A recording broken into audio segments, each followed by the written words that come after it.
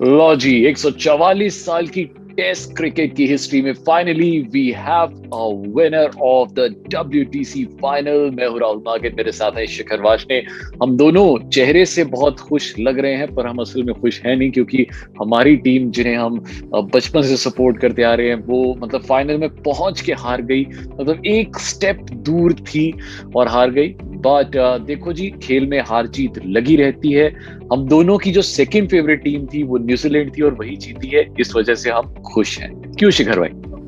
राहुल भाई, हम न्यूजीलैंड के जीतने पे खुश हैं और हम हाँ, इंडिया के हारने पे उदास हैं। ठीक है, लेट्स पुट बिल्कुल। It this way. क्योंकि अगर हम ये बोल देंगे ना कि हम इंडिया के हारने पे खुश हैं, तो फिर लोग हाँ, हमारे ऊपर चढ़ जाएंगे, which is not a nice thing. यार, बिल्कुल। इंडियन टीम के साथ बहुत अच्छी चीजें नहीं हुई हैं इस इवेंट में। हम्म। ठीक है, पहले बारिश पड़ रही, उसके बाद हमारे हाँ, बैट्समैन नहीं चल पाए।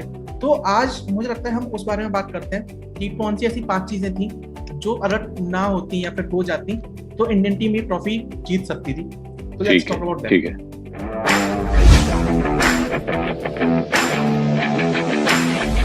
तो नंबर 5 से शुरू करते हैं भाई। सबसे पहली चीज जो मुझे लगी है वो है वेदर।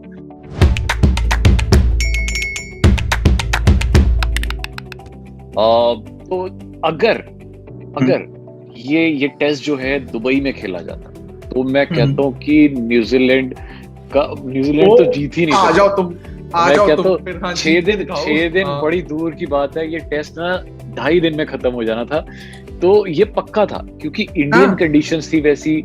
या तो बांग्लादेश में होता, या श्रीलंका में होता, या दुबई में होता, या ऐसी जगह पे जो इंडियन सब कॉन्टिनेंट था। तो यहाँ पर ये एक जो एडवांटेज था वो न्यूजीलैंड के पास था। तो ये इंडिया की तरफ नहीं गया। वेदर, मैं सबसे बड़ी बात कह रहा हूँ। एक तो ये इंग्लिश कंडीशंस, दूसरा वेदर ने न्यूजीलैंड का साथ दिया। दूसरा, जो इंडिया के टॉप बैट्समैन थे, उनका फेलियर।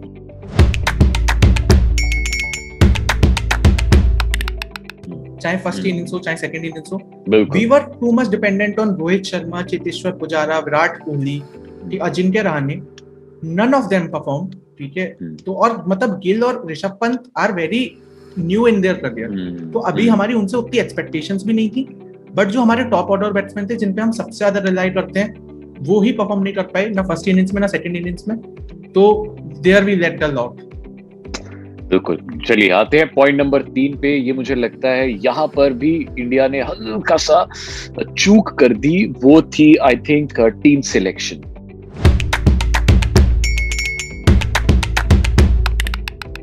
अब इस बारे में जरूर बातें होंगी। ऑफ कोर्स अगर हम जीत जाते तो इस बारे में कोई बात नहीं कोई करता। बात नहीं बट होती। हाँ। पर हम जब टीम प्रिडिक्शन हम कर रहे थे, मैं और शिखर, तो भी मैंने ये कहा था कि Bumrah, obviously Bumrah will be their first choice on the basis of his reputation, कि भाई वो फर्स्ट 10 बॉलर्स में आता है टेस्ट रैंकिंग्स में। बट द लास्ट 2 इयर्स उनके अच्छे नहीं निकले हैं। और बारी है WTC के फाइनल की। Only the fittest players should come. And दूसरी चीज ये थी कि वो बॉलर्स जो स्विंग करा सकते हैं, क्योंकि इस कंडीशन में बॉलर्स ही हमें वो चाहिए थी जो सीम नहीं, जो स्विंग बॉलर्स हैं। तो लगता है एक की बॉलर शायद बुमराह की जगह कोई और खिला सकते थे। दूसरा, एक हमें बैट्समैन कम पड़ गया। अब मैं सोचता हूँ कि हनुमा विहारी अगर होता तो शायद वो 40-50 रन का जो गैप हो गया ना, वो शायद नहीं होता। मतलब हाँ, वो बॉलिंग वाले पॉइंट में मैं आना चाहूंगा कि we had swing seam bowlers. हमारे पास स्विंग बॉलर्स नहीं थे, और स्विंग बॉलर्स की हमें कमी महसूस हुई है। तो अगर सिराज होता तो सिराज को शायद से थोड़ी स्विंग मिल जाती, या फिर बिल्कुल। भुवनेश्वर कुमार टीम में होता, बिगर टीम में होता, तो भुवनेश्वर को भी स्विंग, ऑफ कोर्स वो स्विंग बॉलर ही है, तो उसे वो स्विंग मिल सकती थी। तो ये तीसरा पॉइंट था।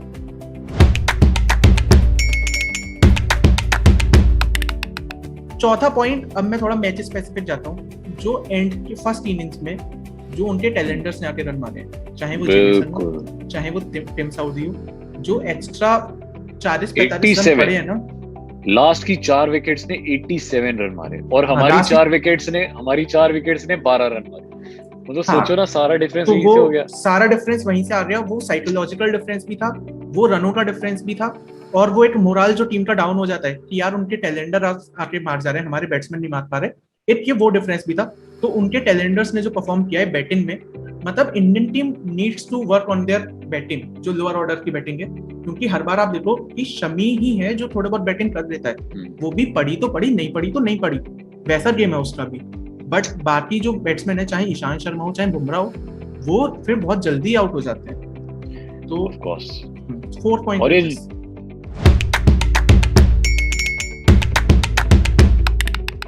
और जो लास्ट पॉइंट है वो तो प्रिटी एविडेंट है, और मैं ये बहाना नहीं कह रहा हूँ कि हमारी तरफ से बहाना है कि हम हारे हैं तो मैं ये बहाना मारूंगा, but lack of match practice. अब देखिए न्यूजीलैंड ने अभी रिसेंटली 2 मैच अगेंस्ट इंग्लैंड में ही खेले हैं, तो उनके पास डेफिनेटली एज था, और ऑफ कोर्स उनके पास सबसे बड़ा एज था काइल जेमिसन जो एकदम फॉर्म में था बंदा, और हमारे पास थी लैक ऑफ टेस्ट प्रैक्टिस। तो लास्ट टेस्ट सोचो ना, हमने कितने महीने पहले खेला था, उसके बाद टेस्ट ही नहीं खेला, तो यहाँ पे एक बहुत बड़ा गैप आ गया था। हमने क्या किया, हमने नेट प्रैक्टिस की है, बुमराह करा रहा है, रोहित शर्मा को बॉल, रहाणे को करा रहा है शमी बॉल, तो वो तो अपने अंदर के प्लेयर्स है ना, तो हम बाहर उनको तो नहीं ना देख रहे हैं, उनको हम असली मैच प्रैक्टिस नहीं हो पाई। तो आई थिंक ये एक बहुत बहुत बड़ा डिसाइडिंग फैक्टर था। अगर हमें भी थोड़ी सी प्रैक्टिस मिल जाती तो शायद सिचुएशन कुछ और होती। देखो यार, एक टीम जो पिछले 5 साल से जिसके पास ये हनुमान जी वाली गदा थी, ये मेज थी, आज वो हमसे निकल के न्यूजीलैंड के पास चलेगी। मैं एक पॉइंट यहाँ पे बहुत स्ट्रांगली उठाना चाहूंगा, ठीक है, वो मेरी राहुल भाई से पर्सनली जब बात हुई थी तो हम दोनों का सेम ही ओपिनियन है उस बारे में, कि बहुत सारे लोग इंस्टाग्राम पे, ट्विटर पे, फेसबुक पे, सोशल मीडिया पे ये सारी बातें कर रहे हैं कि विराट कोहली या टीम इंडिया को ड्रॉ के लिए खेलना चाहिए था। उनका इंटेंट, यार हम लोग हमेशा उसी हिसाब से खेले थे कि या तो जीतेंगे या हारेंगे, बिल्कुल, क्योंकि 2 साल बाद एक ट्रॉफी का रिजल्ट आ रहा है, और उसमें भी आप फिर ड्रॉ के लिए चले जाओ, उसे शेयर कर दो तो। और इंडियन टीम बहुत एग्रेसिव है यार, अगर आपने डिसाइड कर दिया है कि आपको जीतना या हारना है, तो फिर आपको जीतना या हारना है, उसमें फिर कोई ये नहीं है कि अरे चलो सिचुएशन ऐसी हो रही तो हम ड्रॉ के लिए खेलते हैं। I support my team, I back my team, कि जैसा वो खेले, जो भी वो खेले, शायद से हमारा दिन नहीं था, शायद से हमारे बैट्समैन नहीं चल पाए, शायद से हम बॉलर चेंज कर देते, ऊपर नीचे थोड़ी बहुत चीजें होती हैं, और हो सकता है कि इसके बाद जो हमें इंग्लैंड में 5 मैच और खेलने को मिल रहे हैं टेस्ट मैच, हम उसमें सारे डिफरेंसेस हटा दें, ठीक है। बट अभी जो विराट कोहली को, टीम इंडिया को, रवि शास्त्री को जितना भी क्रिटिसिज्म मिल रहा है, ठीक है, मी, राहुल भाई and everyone from the Cricketbaazi team strongly condemn that कि यार वो नहीं होना चाहिए। सही बात है।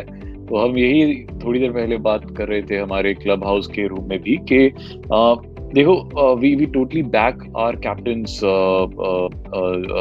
हिज डिसीजन, बिकॉज कल मतलब which was the 5th day, हम अगर कोहली चाहता तो खुद नहीं आता बैटिंग करने को, वो शायद किसी टेल एंडर को भेजता, नाइट वॉचमैन, बट वो खुद आया बैटिंग करने को because he wanted to have a result of the match. वो ड्रॉ करने के लिए खेल ही नहीं रहे थे। देखो ना, अब यहाँ पे सेकेंड लास्ट डे हमें पता था कि अगर हम धीरे धीरे टुक करके खेलते हैं तो ये मैच आराम से ड्रॉ हो सकता है, बट हमारी अप्रोच ही एग्रेसिव थी, और अगर हम जीत जाते तो कभी भी हम इस बारे में till the end, like Jadeja Ashwin तक आते तो कहानी बहुत बिगड़ रही थी। तब तो हमें पता था कि अब अगर हम धीरे धीरे खेलें तो हम ड्रॉ करवा सकते हैं, बट जडेजा ने भी मारा है साहब, अश्विन ने भी मारा है, शमी ने भी बैट अबे आप बात कर रहे हो, ईशांत शर्मा और बुमराह ने भी बैट घुमाया है, वो तो यार आप देखो ना, टीम को क्लियर इंस्ट्रक्शंस थी कि आपने मैच ड्रॉ नहीं करना है, या तो हारो या तो जीतो। सो हाँ, अगर इंडिया की जगह कोई और टीम होती, मे बी इंग्लैंड होती या ऑस्ट्रेलिया होती, तो वो इस टाइम पे पता है क्या कर रही होती, न्यूजीलैंड को अगर 40 रन चाहिए 70-80 बॉलों में, तो वो क्या करना था, उन्होंने नेगेटिव लाइन बॉलिंग करानी शुरू कर देनी थी, बॉडी लाइन बॉलिंग करानी शुरू, वो ऐसा करते हैं। पर हमारा इंडिया ऐसा नहीं करता है, हम ऑनेस्टी में बिलीव करते हैं, हम बॉलिंग पूरी खिलाएंगे, विकेट मिल जाए तो अच्छा है, नहीं तो फिर हारेंगे या जीतेंगे, ड्रॉ नहीं कराएंगे। तो ये मुझे कोहली का अप्रोच जो हमारे साथ जैसा है, हम उसके साथ वैसे हैं। ऑस्ट्रेलिया हमारे साथ स्लेजिंग करता है, हम उनके साथ स्लेजिंग करते हैं, बट खूबसूरती इन 6 दिनों की ये थी कि पूरे 6 दिनों के मैच में, इवन इफ इतना बड़ा टूर्नामेंट था, एक बार भी आपको ऐसा नहीं लगा कि स्लेजिंग हो रही है, एक बार भी कोई बदतमीजी नहीं हुई, ठीक है, कुछ बाउंड्री पार नहीं की किसी ने भी, और विनिंग मोमेंट सबसे ज्यादा मैटर करता है। अरे मुझे सबसे ज्यादा अच्छा वो लगा जब केन विलियमसन और विराट कोहली इतने प्यार से ऐसे भाई गले मिले हैं, वैसे गले मिले, एंड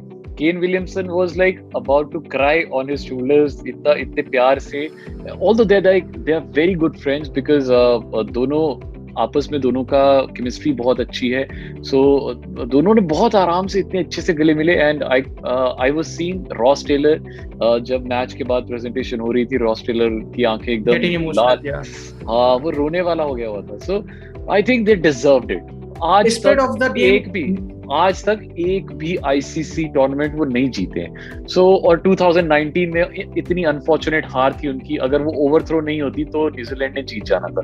तो आई थिंक ये ट्रॉफी आज न्यूजीलैंड की बनती थी। तो being an Indian fan, of course दिल बहुत निराश है, but we are very happy कि हमने अगर लूज किया तो न्यूजीलैंड से। न्यूजीलैंड के साथ क्या चक्कर है यार, हम उनके साथ मतलब हमने वो सेमीफाइनल में भी हम उनसे हारे, तब भी बुरा नहीं रहा, तब भी हम इंग्लैंड और न्यूजीलैंड का जब फाइनल हुआ था ओडीआई का, तब भी हम उन्हें सपोर्ट कर रहे थे। आज भी हम हारे हैं तो हम आज भी मतलब देखो यार वो बढ़िया लोग हैं, मुझे अच्छा लगा, दे आर जेंटलमैन। तो अगर इंग्लैंड होती, ऑस्ट्रेलिया होती, पाकिस्तान होती तो फिर शायद हम इतने खुश नहीं होते, बट वी आर हैप्पी कि we lost to a team which has such a strong character.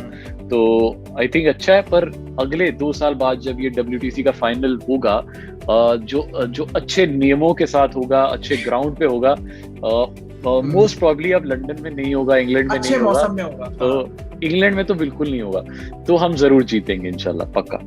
और अब आगे की सोचते हैं ना यार, अभी तो बड़ा कुछ बाकी है, श्रीलंका का टूर बाकी है, अभी हमारे इंग्लैंड की सीरीज बाकी है, बहुत क्रिकेट बाकी है अभी तो बहुत कुछ होना है जी। तो क्रिकबाजी यहाँ खत्म नहीं होगी, ये तो अब ये है कि हम जैसे रोज आया करते थे, अब हम आपको हफ्ते हफ्ते मिलेंगे, और पूरे हफ्ते में all over the world cricket में क्या क्या हो रहा है वो सब कुछ बताएंगे आपको।